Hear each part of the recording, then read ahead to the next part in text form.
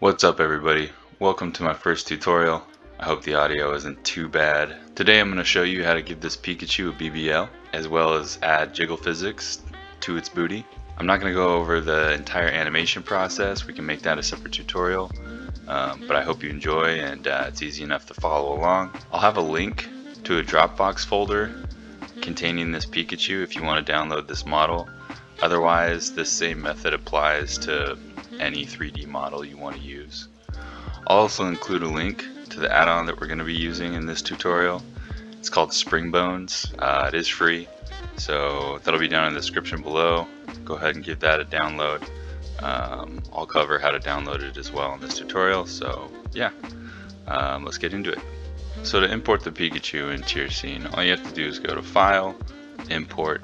It's a collada file, so click on collada and then go to wherever you saved the Pikachu and select the female or male, and then make sure all these checkboxes here on the right hand side are selected, and then click import, and that'll leave you with this. And then what we're going to do is click on the Pikachu, come over here to sculpt mode, and we're just going to go towards the back. And basically from here all we're going to do is use this brush here, the inflate, to create the butt. Big tip, up here on the upper right hand side, click the X, and all that's going to do is make sure that both sides are mirrored, the left and the right. So we want our Pikachu to be symmetrical, right? So just click that, it'll make your life a whole lot easier, save you some work. So from here all we're going to do is just create a butt. I have my radius at 100, strength at 1, make sure this is set to plus, and just create something that kind of looks good to you.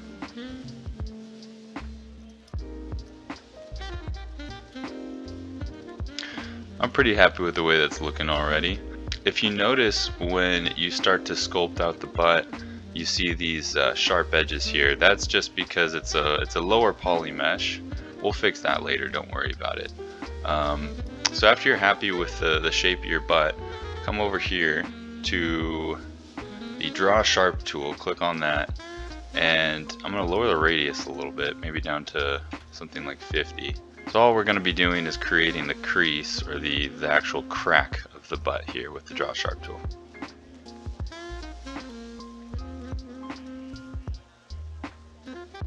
I'm happy with that. We could probably make it look a little bit better, but just for the tutorial's sake, I think that'll be fine. So we're going to go ahead and fix these sharp edges for now, just so I can show you how to fix that.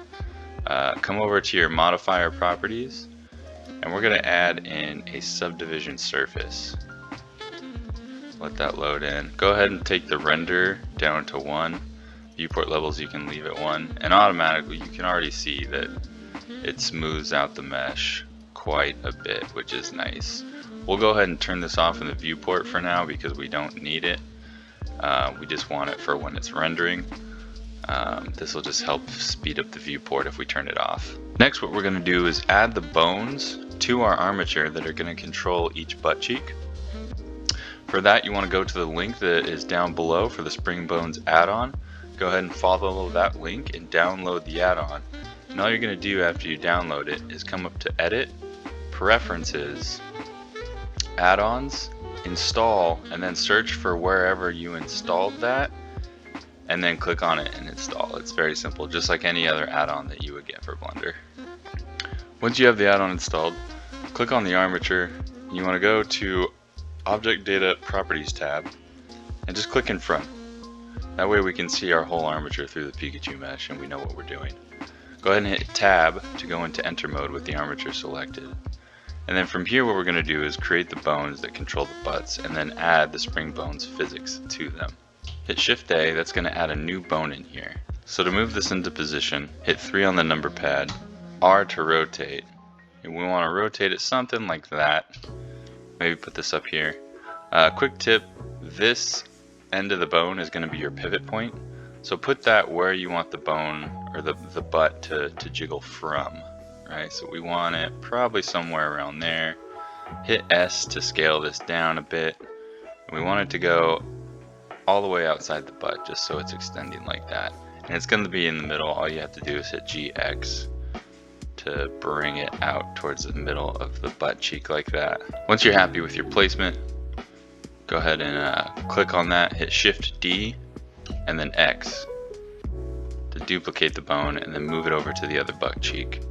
And to line these up the best you can, it doesn't have to be perfect. Just hit Control-1 on the number pad and that's going to take you to this rear orthographic view. Hit G and X to kind of just line it up the same as it is on the other side, and that's good enough. After you have your bones, go ahead and click on one and then shift click on the other one and then shift click on this bone here and then hit Control P, keep offset. That's just going to parent these two bones to this tail or like lower back bone. So every time we move this bone, these two bones are going to move with it along with the whole tail, which is what we want.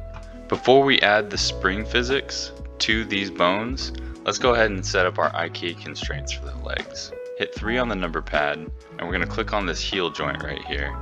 Hit E and Y to extrude a bone out that way. Then click on the knee over here, E and Y again to extrude a bone out this way. Click on the knee bone that you just created.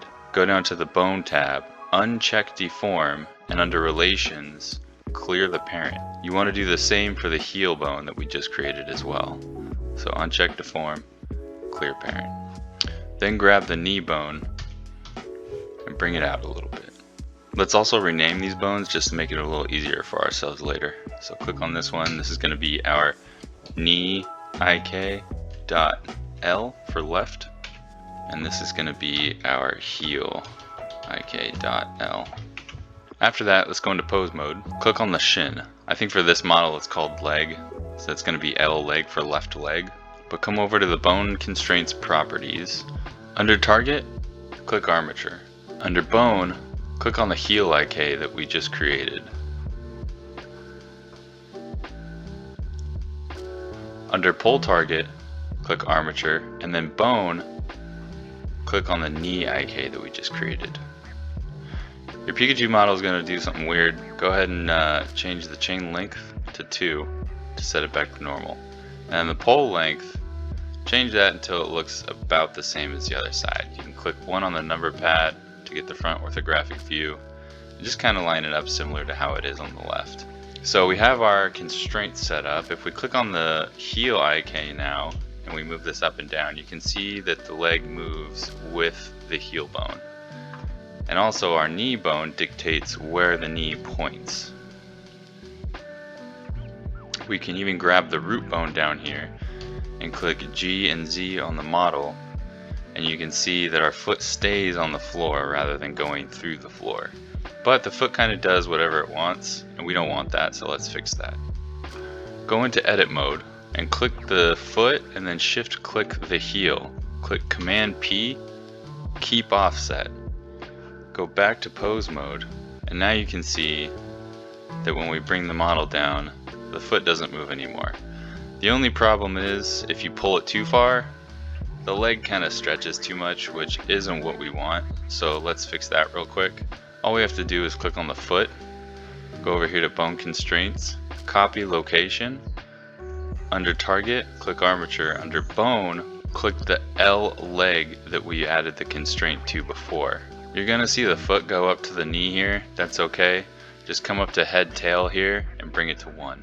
So now we can click on the heel, hit G and Z. That works perfectly. It doesn't detach anymore and it doesn't stretch. And we can move this around and the foot stays perfectly fine. If we lift it up off the floor, the foot goes with the model, which is what we want. Now it's all a matter of just doing it to the other side.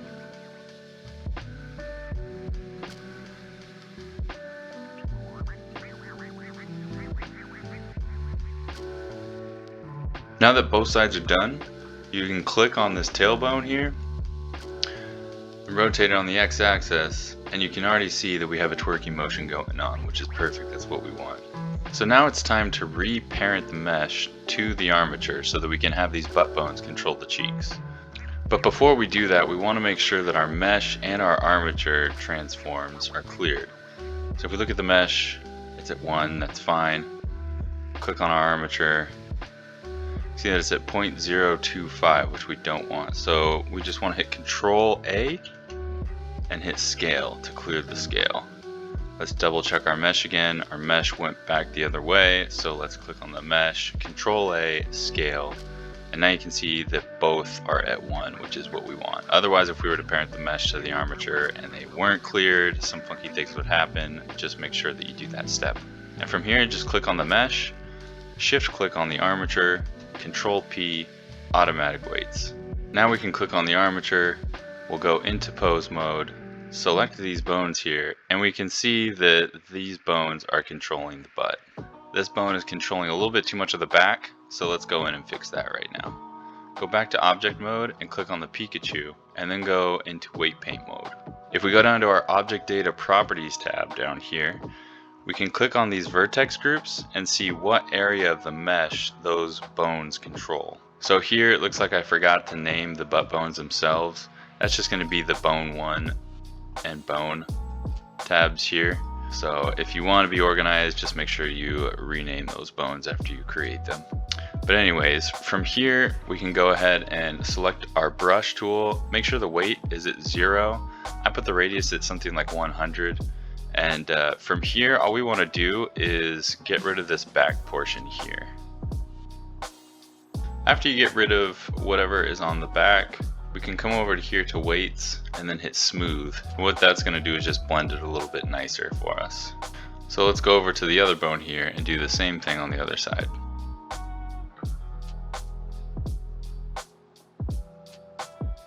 Once you have your vertex weight paints all set up, let's go back into object mode, click on the armature, go into pose mode and test them out. Mine could probably be a little bit better, but for the sake of the tutorial, I think they'll do just fine. Spend your time with this because this is going to be really important as to how realistic and nice it looks in the end. Once you have your weight paints all done, come into the bone properties, and down here you'll see the spring bones tab. So with one of the bones selected, just go ahead and hit spring and rotation. Come over here to the other one, spring and rotation, and select interactive mode.